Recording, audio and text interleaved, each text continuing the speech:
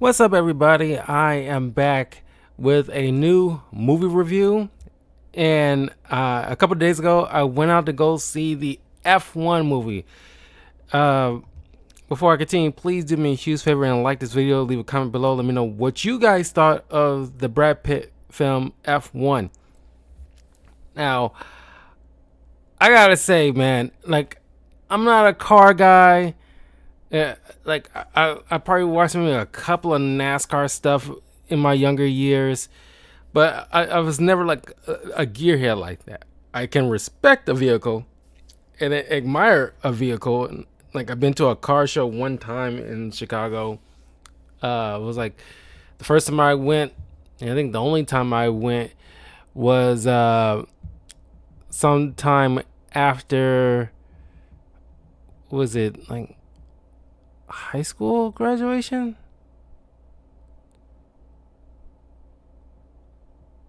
Was it high school graduation?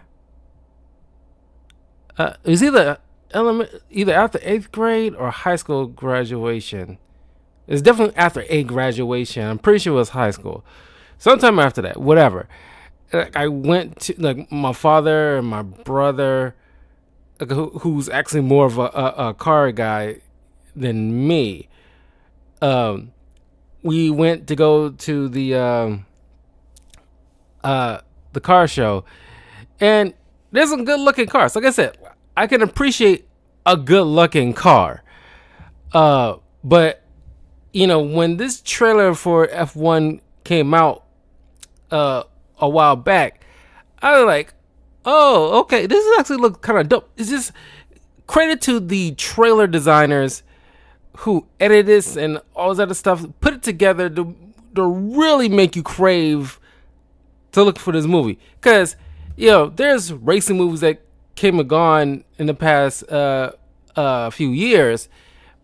Not one of them really sucked me in like this trailer did. This is like credit to the trailer. This is like, I gotta take the time to even credit the trailer, how it just sucked you in. How, like, didn't tell. Well, it's a race movie. You can just, there's certain formulated things with sports movies that you kind of expect to happen, but man, because it was directed by the same guy who did Top Gun Maverick, and it uses pretty much the same tools as Top Gun Maverick, where you feel like you're right in the pilot seat. So they kind of apply that to the cars, and so you're like in it, and it looks so visceral. Of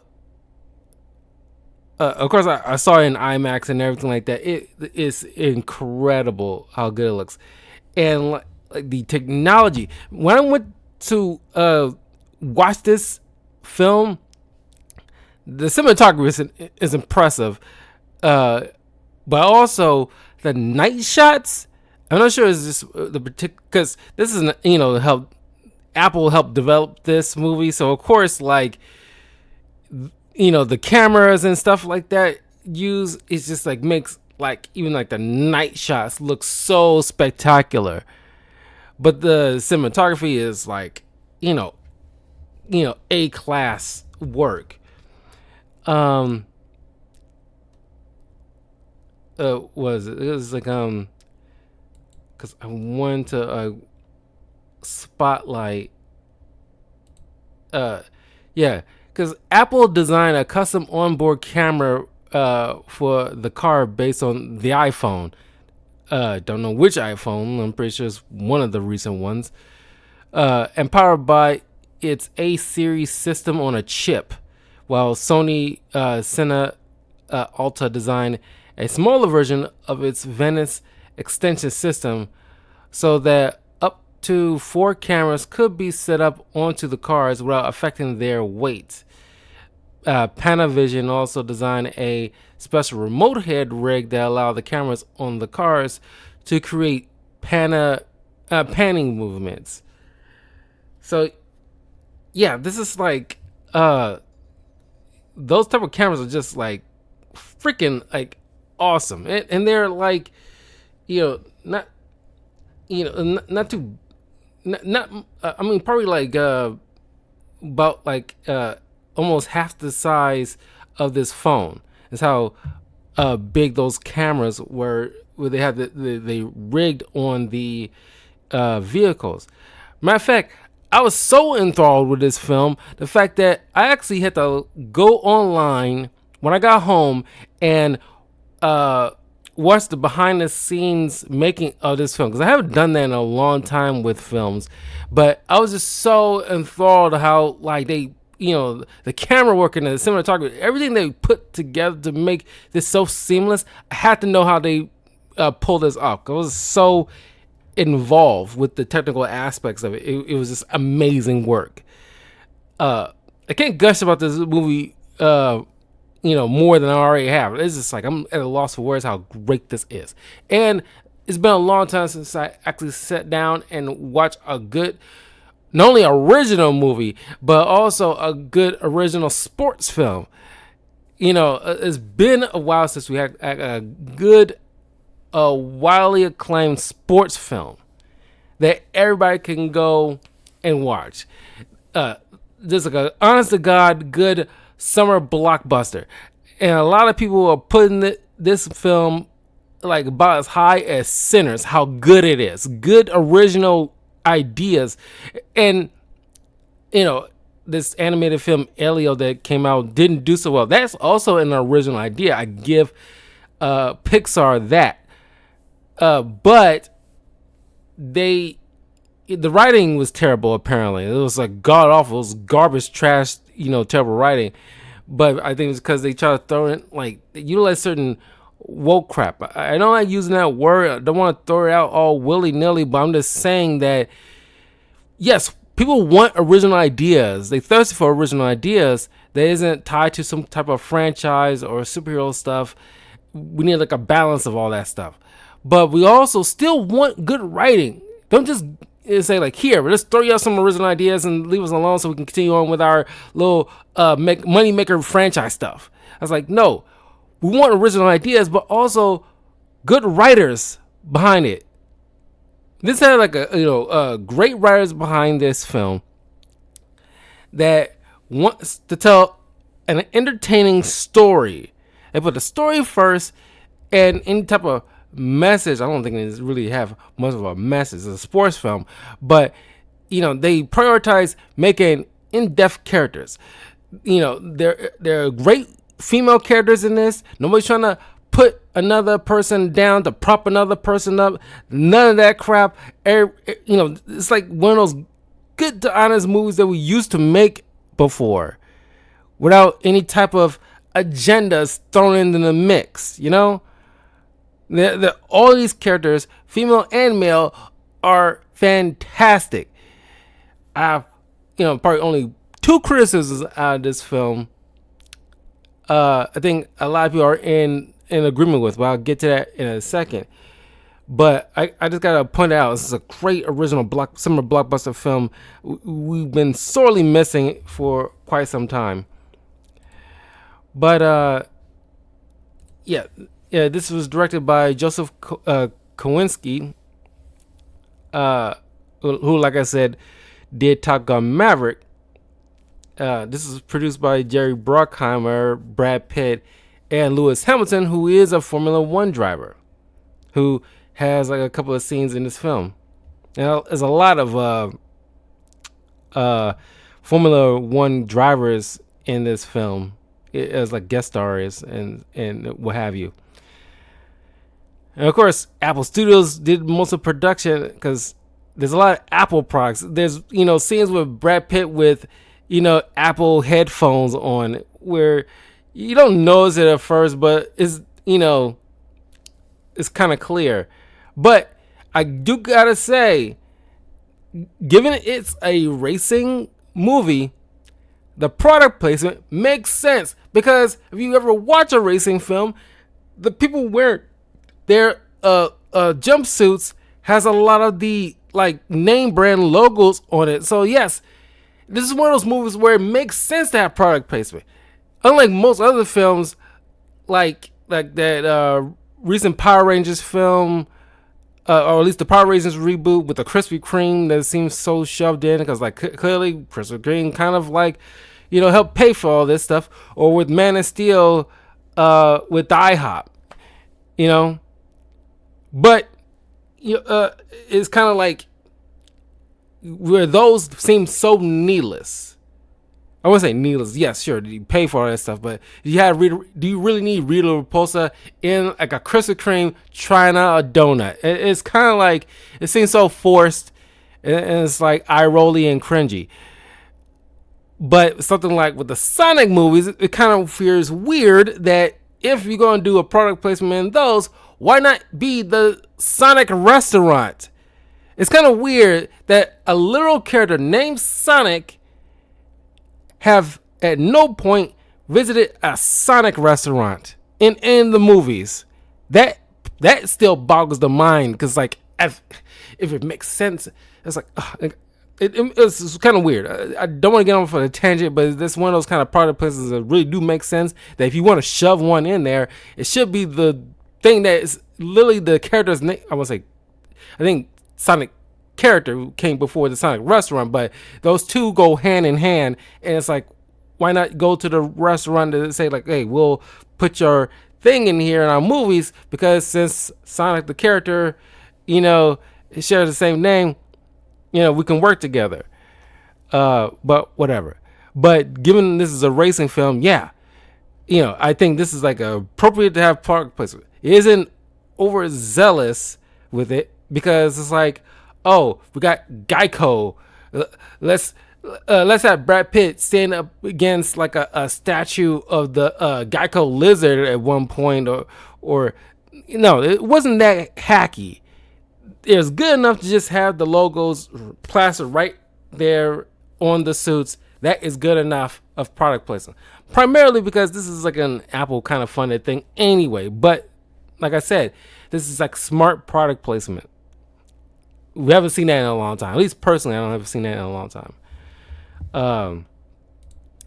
But yeah, Brad Pitt plays Sonny Hayes, a nomadic kind of racer for hire kind of guy who, honestly, if you watch the film, he come across like one of those old school westerns where he mosey into town to help out people, and then by the end of it all, he goes, off to the sunset to like another town, next adventure kind of thing. It's like very, because this is Brad Pitt. He's super charming in this film, and he gives off that easygoing, cowboy attitude, which is like really dope.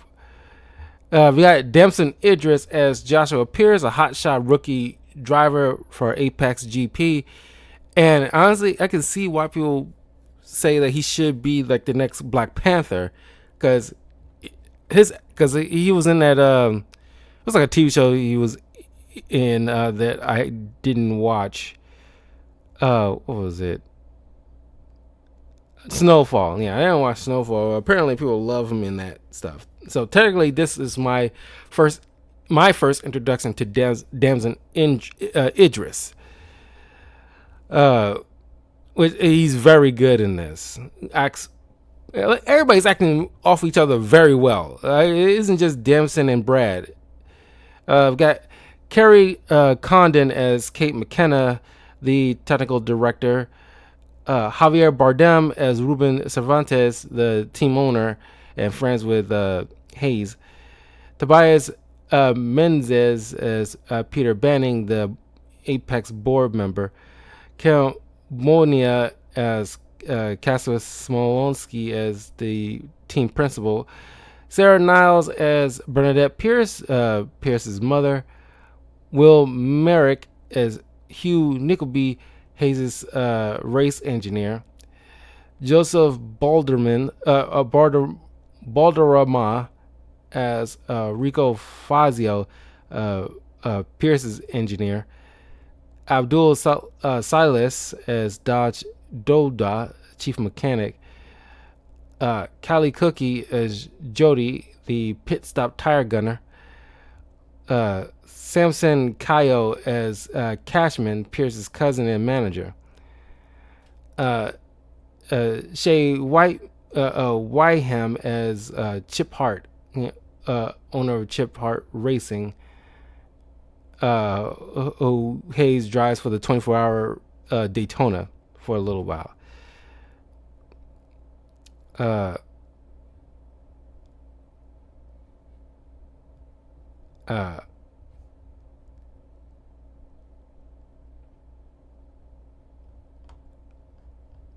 Hold on.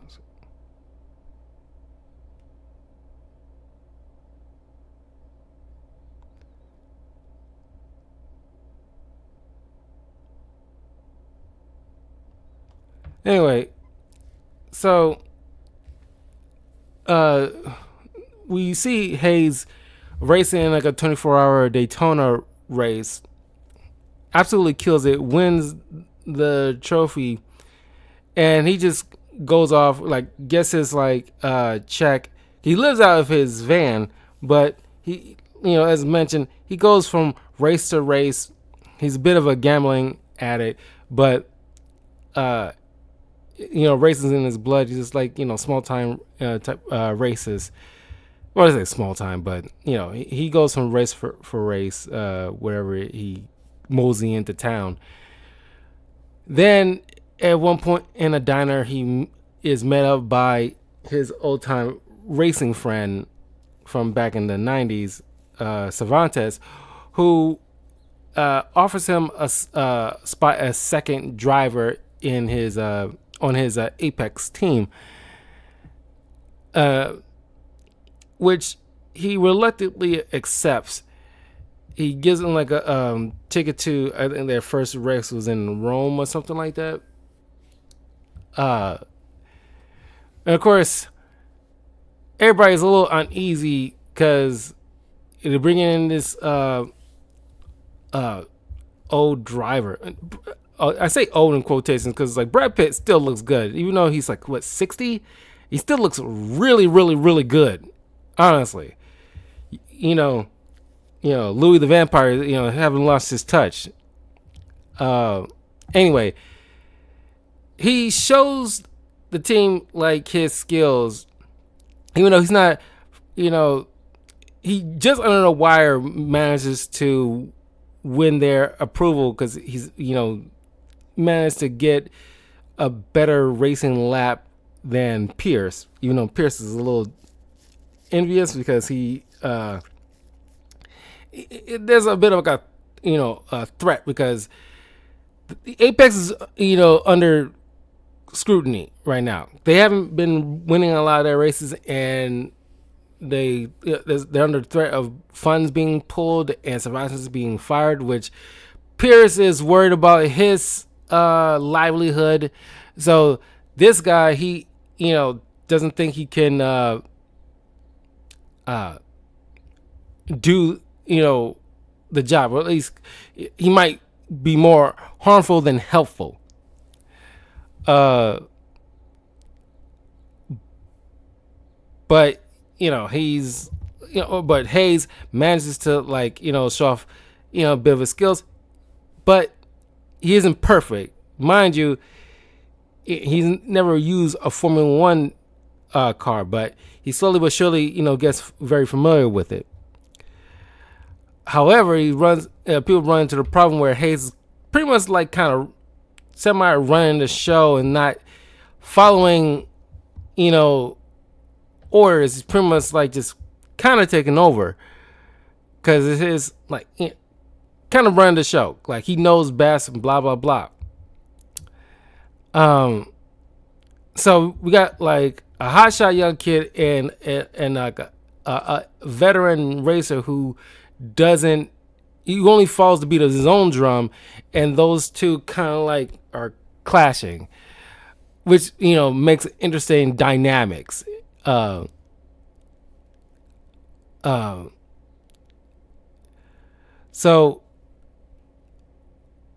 I mean, they start with a shaky start. Didn't make it in the top, not even in the top 10 of the racers in the first race, and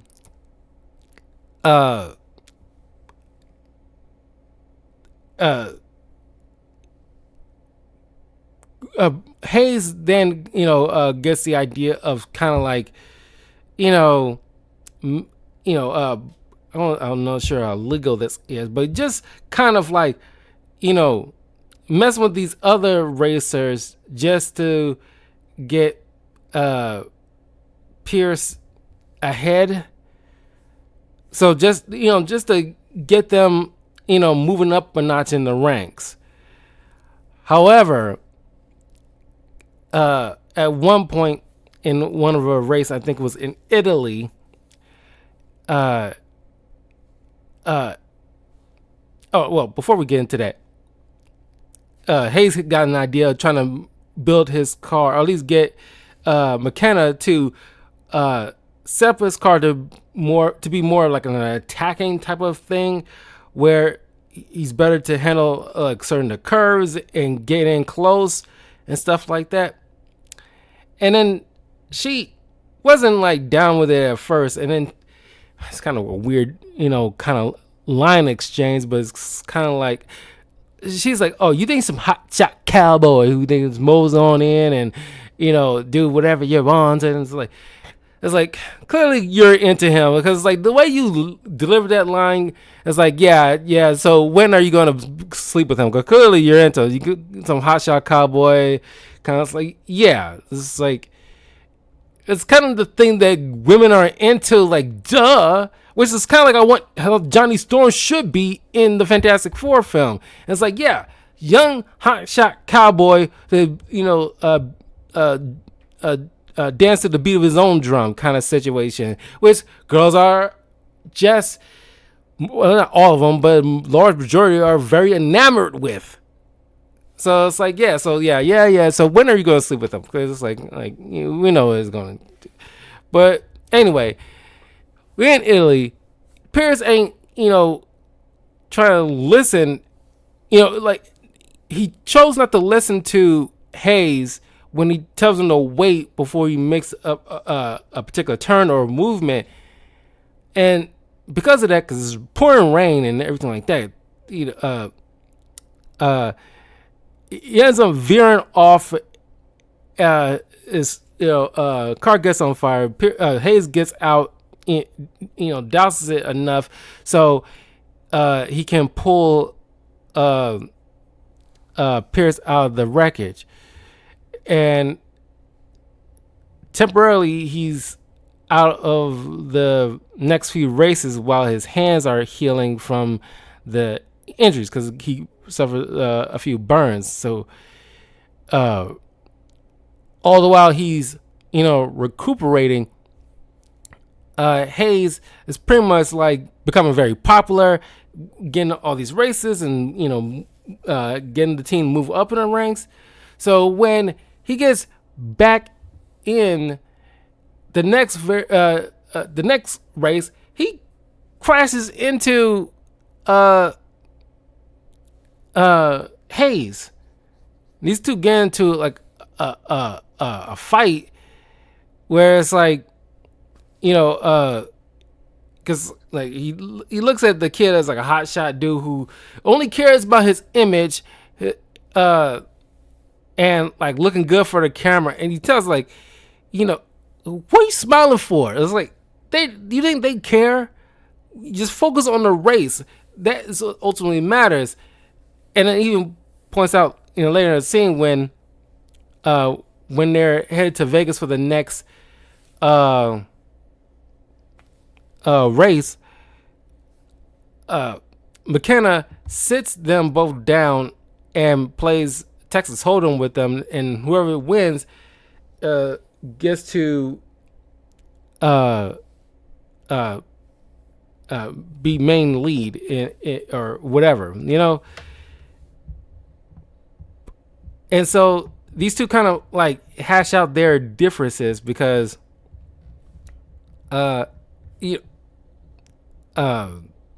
Hayes points out the fact that like like you can't even put your phone down. Like we're sitting here, it's like stay focused, and then Hayes doesn't listen to nobody else, and you always got to be like first at everything. So Pierce wins the card game, and McKenna sees that Hayes let him win because he had better hand. So they end up hooking up in her room, and afterwards he confessed to her about how back in 1993 in the Juarez Grand Prix, he suffered an accident that uh, messed up his back and kind of ruined his racing career. At least he can't. This is where it gets spotty for me because there's like a scene in the end of the at least around in the middle of the third act.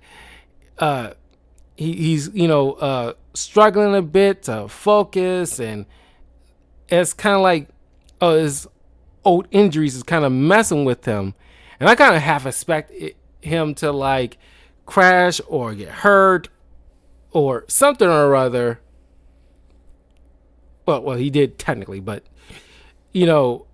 his injuries should have put he should have completely retired from racing altogether, but he still joins in racing across the country. But that's one of my biggest kind of one of my criticisms in this film is that it's like that didn't add ultimately too much, because that should, I don't know, I kind of half expected those old injuries to at the very least cause him to like, okay, I'm just fully retired, I'm not going to race anymore. But lo and behold, he joins in like a different type of race in Juarez, Mexico. Spoiler, but it's just like, it's like, okay, you'll think he'll just like spend like an easy life with McKenna, or at least serve under Apex, in like a different managerial position or something, or a coach or something, where he can't get behind the wheels of a car anymore, period.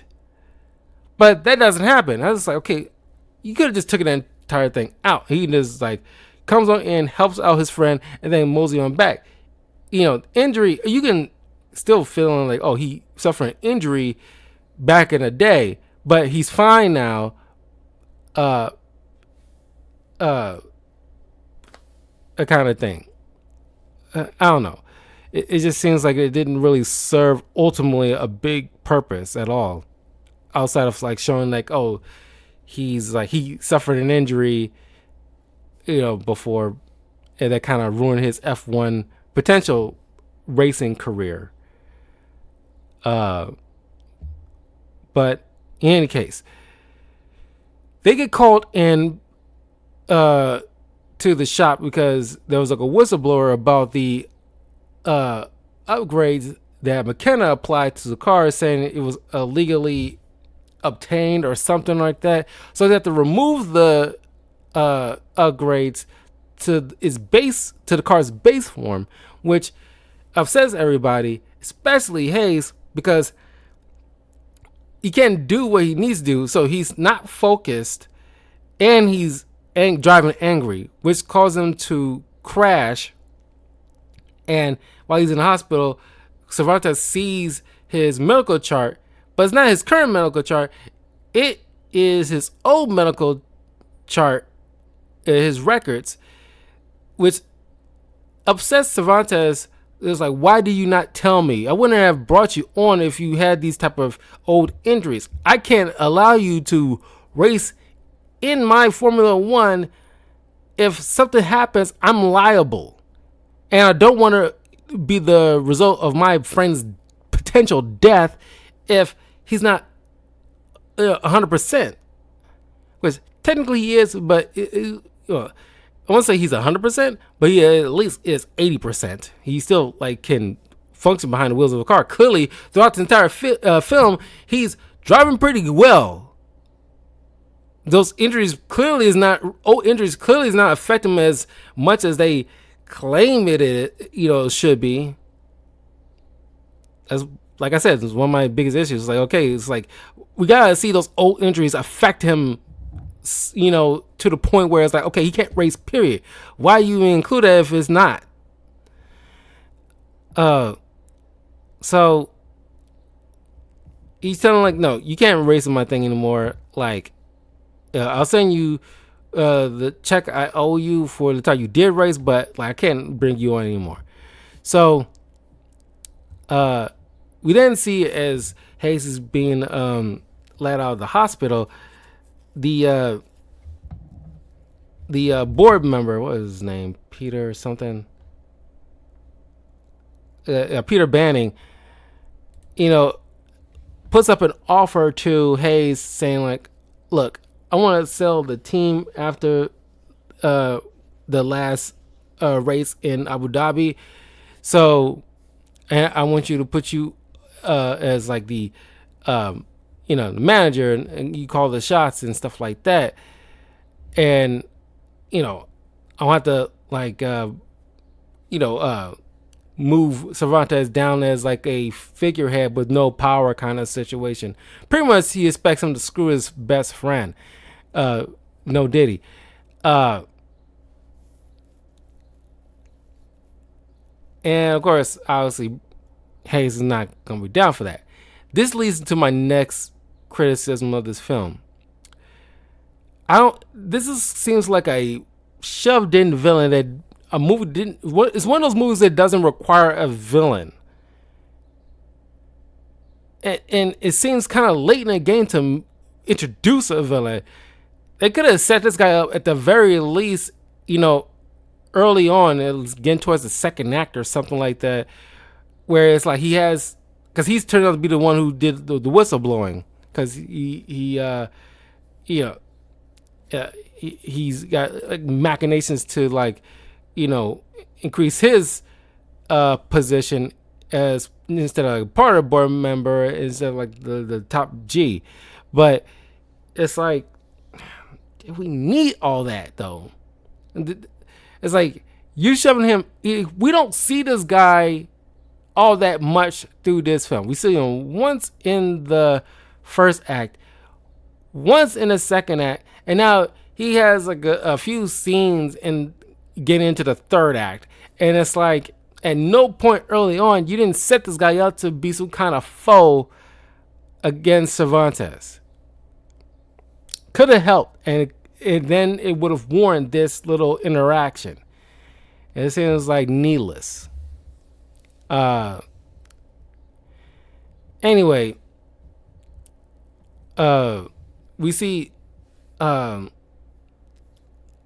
Pierce adopting what he learned from Hayes. He's trying to work well with the other team members. He's not trying to worry about so much about his image and social media and all that other stuff. He's like, I'm with this team. This is my crew, and he's racing with some of the mechanics and other the pit crew and all this other stuff, and just exercising with them. Hayes shows up and shows off like he got like a lawyer to find like the loophole to allow him to still race with them. So Cervantes brings him back on board, and they race for the Abu Dhabi thing. And man, this is like, and this part gets really cool where it's like, Pierce and Hayes are working so seamless together, where Hayes is keeping everybody like else off, at least like the bulk of the drivers off of Pierce's back, while Pierce is trying to get deal with the lead, the couple of lead cars, and he plays with the whole the pit stop areas where they remove and apply new tires and everything like that.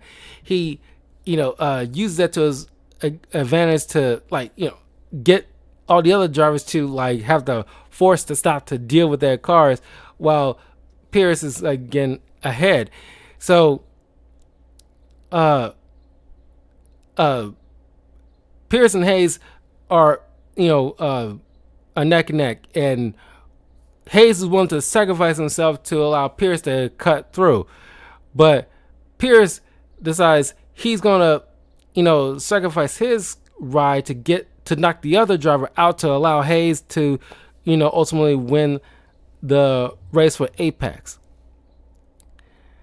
So this kind of screws over Banning's plans, which will potentially knock him out of the board altogether.